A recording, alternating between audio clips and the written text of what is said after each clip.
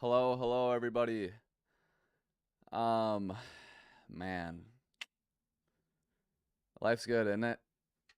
How about that like to the dollar? Yes, thank you.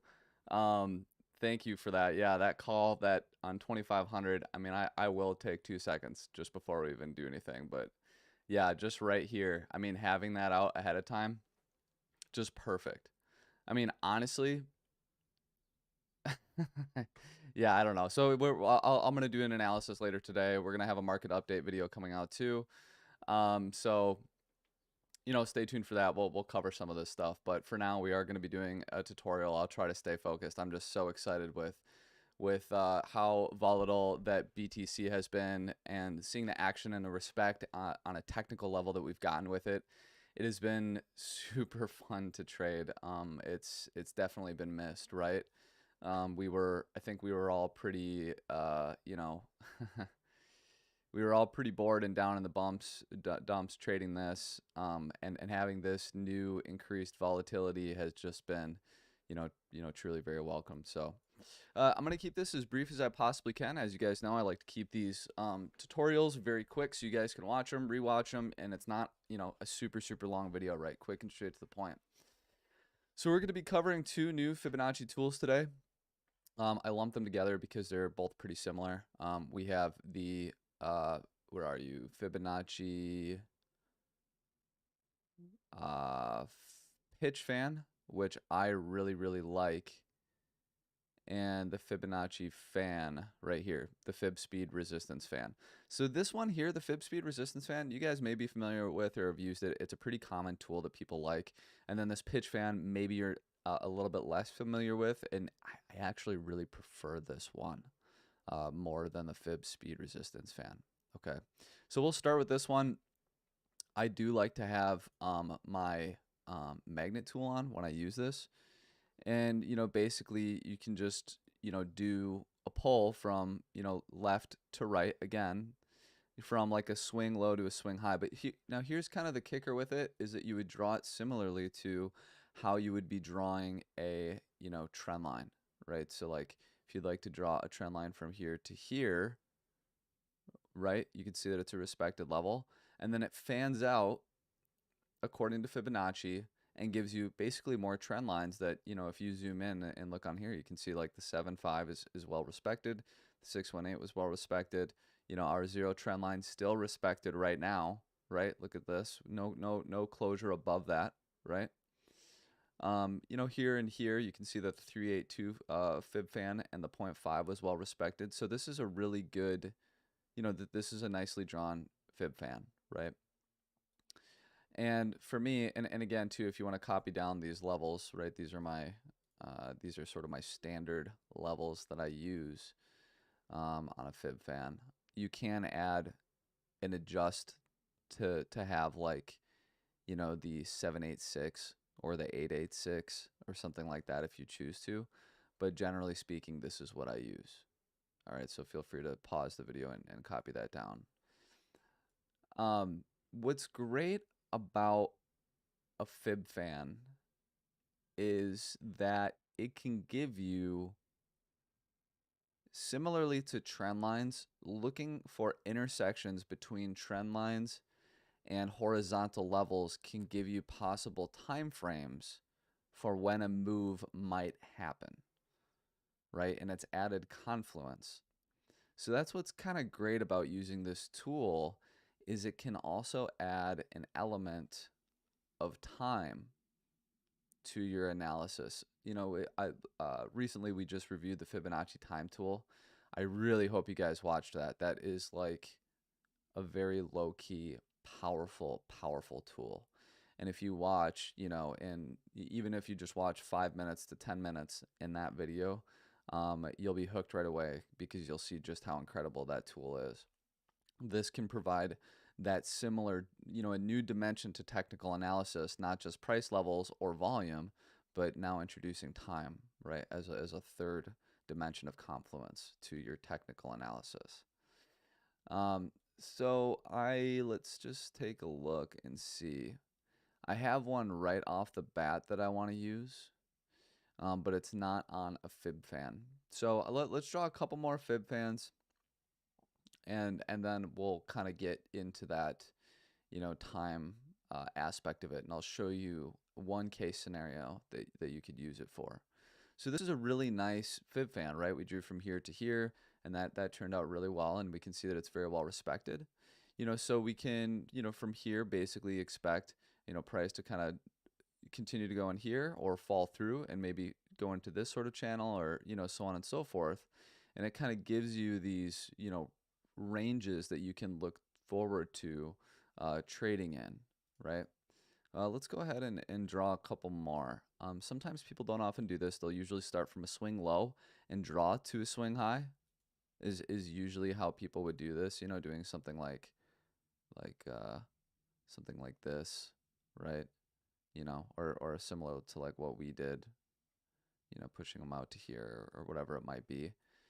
Less people do, draw from, let's say, like a swing high to a low, giving us something like this, right? And I actually really like using them like this too. And you can see here that, we had respect here, broke up, broke into this one, traded in here for a time, broke through here, traded in here for a time, broke down, sort of, consolidated between the two, and then went sideways, through a lot of these lines. But you can see still that there's still some respect in here with these lines. It kind of gives you zones to watch and zones to, keep an eye on as you trade, right? Like I said, I'll show you guys sort of the confluence aspect that I really, really like with this. But for now, I think we can just kind of keep drawing a couple and just see if we can find some, find some cool high time frame. Okay, so this one's pretty interesting, right? This one is from here to here, and we can see, just how well respected that is as well. Trading in here for a time, breaking down to the 0.5. Down here, back testing the 618, breaking down. Let's see if we can find any other really nice ones here. High time frame ones. Let's see if we drew it to the low, huh? Yeah, that's an interesting.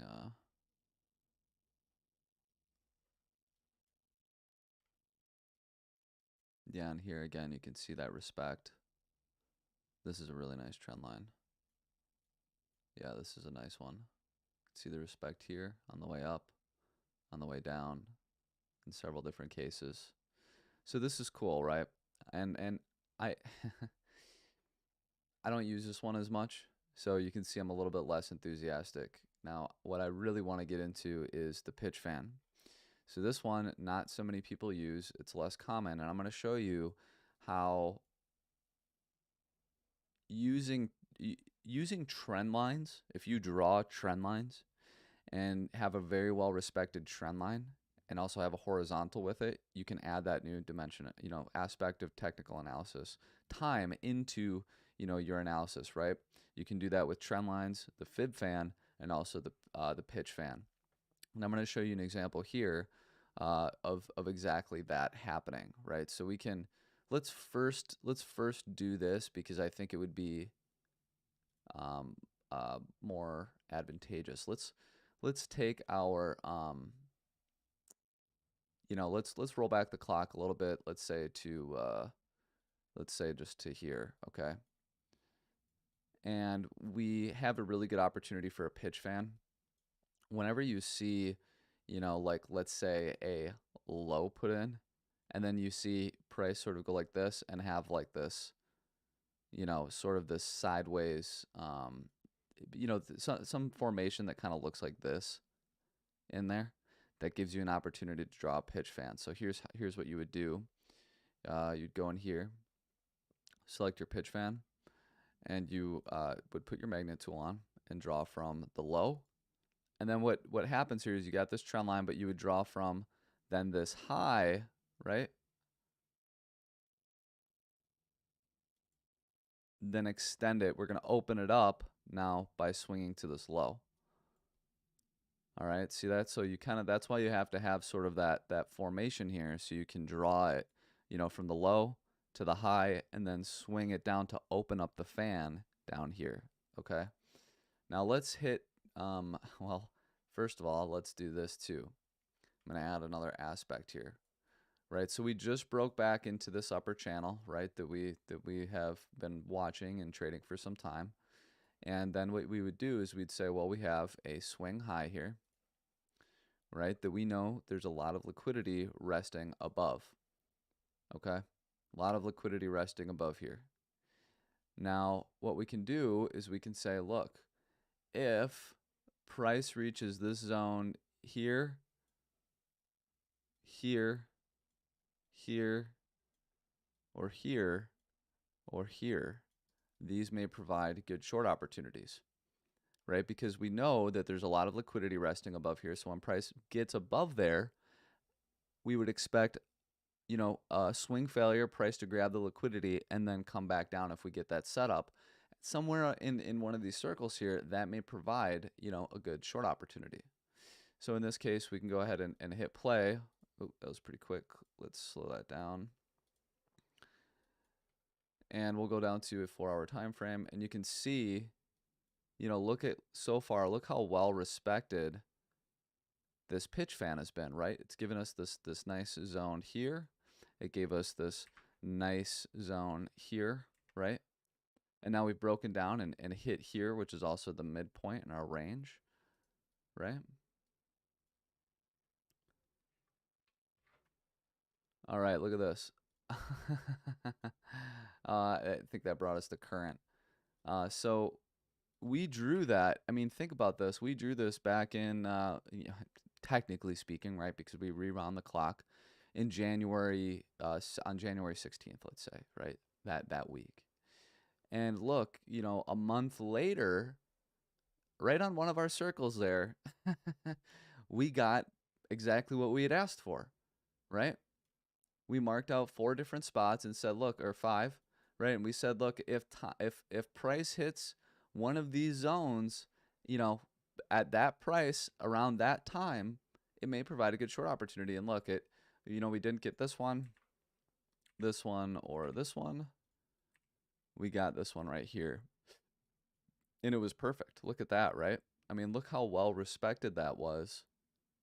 Nearly to the dollar, right within the time frame. And we did this, you know, because we rewound the clock, we did this analysis 4 weeks prior, right? So it, like I said, it really adds that element of time that can be a huge part of your analysis. And like I said, this isn't just with a Fibonacci fan or a pitch fan. This is also with your trend lines, where you see intersections between trend lines and horizontal levels. They can add sort of that aspect of time, like I said. And, you know, all we did is we drew circles here, here, and here, and waited for price to play out, and it did just that, you know, perfectly, right? Gave us that really nice short opportunity. So yeah, these pitch fans are great, and again, like, you can see just how well, you know, and you can trade these in between here like it's a channel, right? You know, longing the bottom, shorting the top, and going back and forth and doing the same here.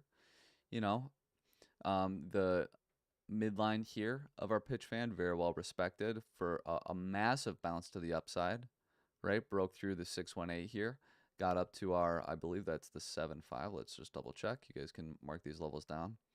Yep, so they're the same levels that we were using in the the Fibonacci fan, but we also, again, are 886, and we can, you know, add some further extensions as well. I have the 618 as well as 2. So yeah, just it's really, really great. I don't use these specifically to trade off of per se. I use them to get an idea of where price is at, sort of based on time with my horizontal levels, and see if I can find some confluence for support or resistance based on my already analysis that I have, right? So I can sit here and say, like, you know, I have XYZ analysis and I see some kind of a move, let's say like a move down or up or whatever it might be, like, you know, let's just say we have, I'll just give you another example here. This is something that I would do. This isn't exactly what I'm doing. I have some other analysis here that I could point to, but so this is the point of control for the previous range here, right?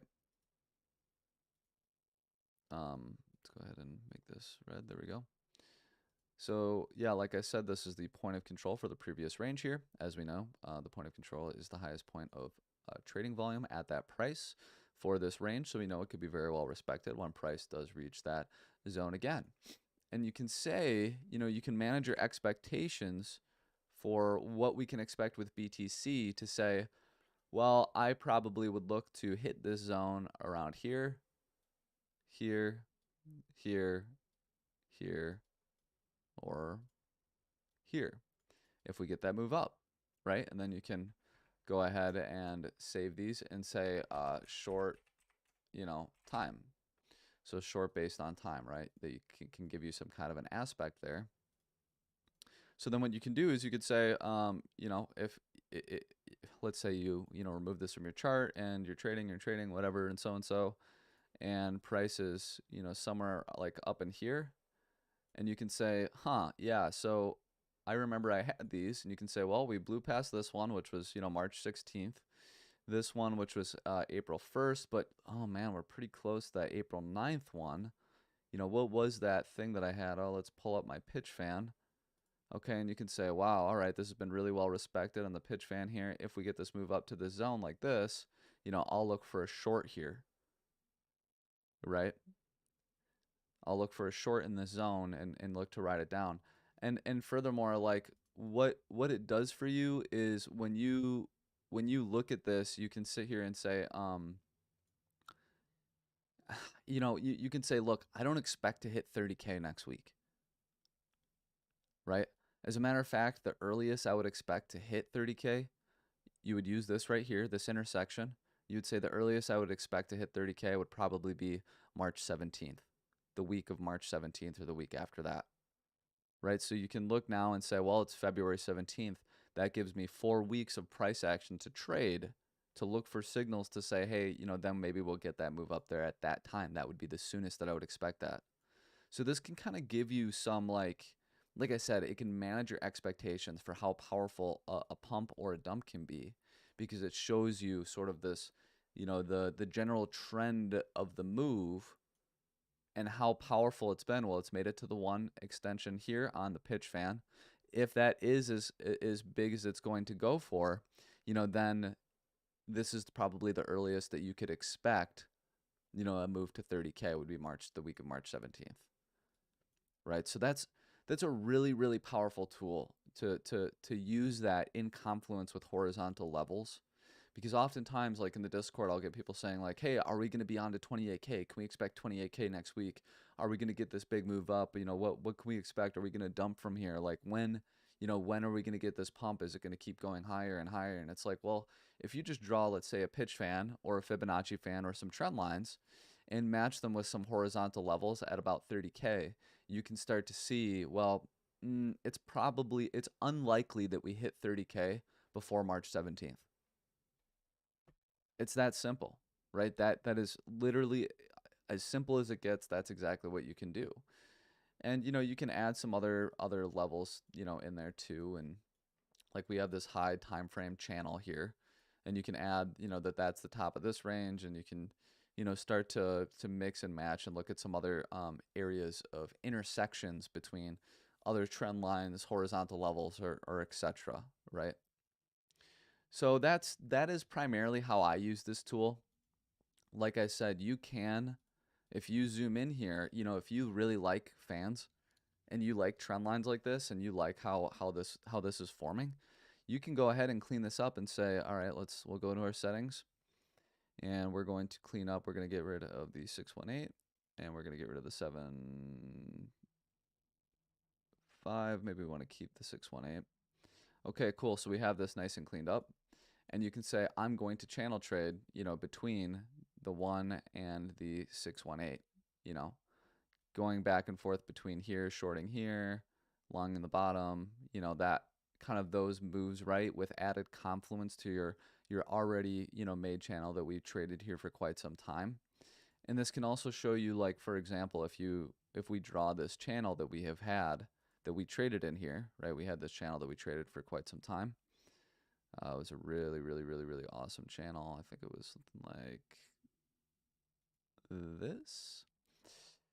What this can then do, and we'll go ahead and hide this bigger channel.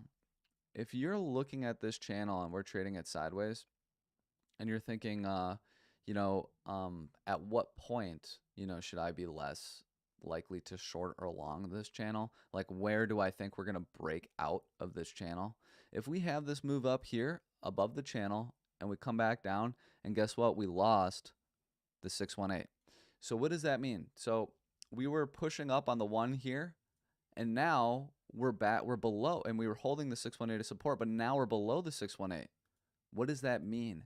That means that this uptrend here is losing momentum, and a short may be a better opportunity, right? So then that would mean, like, shorting here would have been a great opportunity, right? Or here, because then we can look for that more extended move down, right, to the midline. Okay, because we're in this sideways channel, but what's happening, you know, you can say, we're in this sideways channel, nothing has changed. Well, it has changed, and the way that it has changed is that we've lost some of the uptrend momentum shown by, you know, no longer, we didn't reach the 1 here, we didn't reach the 1 here, we lost the 618, we're getting that move down, and we're losing, you know, diagonal levels, right? Even though the horizontal levels are fine, we're losing diagonal levels, which means that there's a shift in momentum for this uptrend, right? So that can give you some degree of, like, a better short opportunity as shown here, right? And this can be used in the other way too. You can use it for long opportunities and et cetera, based on how you draw them. But this is, I'm just showing you how I like to use this tool, right? And for you, you know, you can draw them and use them as much or as little as you like. And I'm going to give you guys your space to experiment and draw around. I'm not going to give too many more examples, but I just want to show you in what case scenario I like to use this tool and what my thought process is to, again, like I said, add that aspect of time to my technical analysis, and to also give me an idea, like an expectation of when I can expect price to hit certain levels, right? Certain price levels. As we can see here, when we drew this one, we hit it right on the dot, right? I mean, it was perfect. That can be huge when you can start to expect when something's going to happen based on intersections like that. And it can also manage your expectations on how much of a pump or a dump to expect from price. Like we talked about, you know, if we're looking at the 30K level, it's maybe unlikely or unrealistic for us to expect to hit 30K before March 17th, March 16th, right? Based on our analysis, things like that. So that can be really important when it comes to your day trading or your swing trading, to get an idea of what to look forward to in terms of, like I said, time, right? So I'm going to wrap it up there. Can you do a pitch fan from top to bottom? Yes, you absolutely can. And that's exactly something that, you know, and I'll draw a quick one for you, because I don't want to get into drawing too many of these, because I think that that's, you know, you guys can do that on your own. But I'll just show you. This is another great one. You can see we have sort of this sideways consolidation here. Great. That looks like a nice spot for a pitch fan. So we would put on our magnet tool, draw from the top, and we'll go here and then extend our fan, right? And that sort of gives us, you know, this downtrend fan here. And we would want to add, of course, like the 886 and the 1618. I'm going to get rid of the 886. And you can see here, you know, now we're hitting sort of that 1618 extension on this pitch fan here. You know, and you can see too just how well respected on the way down here, here, and here, and here. And then, you know, we chopped sideways through a lot of this, and now we can see again, you know, that 1618 is also being respected here. So again, yeah, take some time to experiment with it on your own, draw it on your own time. I am going to cut the stream here because I like to keep it under a half hour for these tutorials, so you guys can watch and rewatch without you know, without it being too much. I will take just a quick 1 to 2 minutes here just to answer a couple, just one question here that I do want to answer. I'm not going to get into technical analysis because we'll cover that later today. I'll be doing a market update. Why don't I trade on the weekends? Just very briefly, I think it's a quick and easy question. It's an important question. I don't trade on the weekends because the CME is closed, right? So anything that would happen over the weekend would be considered, you know, a gap essentially. And that's not when most professional traders would be trading, right? People trade during the weekdays, typically during their market open. So like for me, it would be New York open to New York close is typically when I like to trade. And if you look at price action over most weekends, typically just goes sideways. Nothing really happens from it. So, all right, guys. Well, we will wrap it up there. I hope you guys enjoyed that tutorial. Like I said, I will be having a market update later today. So do stay tuned for that. Thanks again, guys, for watching, and we'll see you in the Discord.